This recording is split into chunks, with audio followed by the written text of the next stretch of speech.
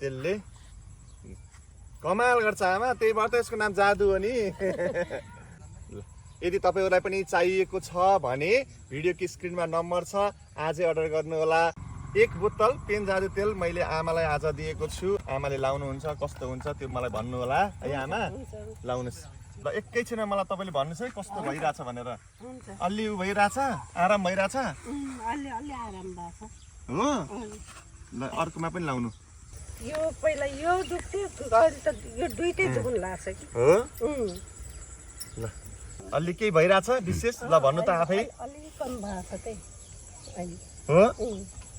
यो औषधि दिने मान्छेलाई पनि त भगवानै मान्थे भने त्यही भन्नुभएको थियो कहिले कस्तो दुख्छ यहाँनिर दुख्छ हो।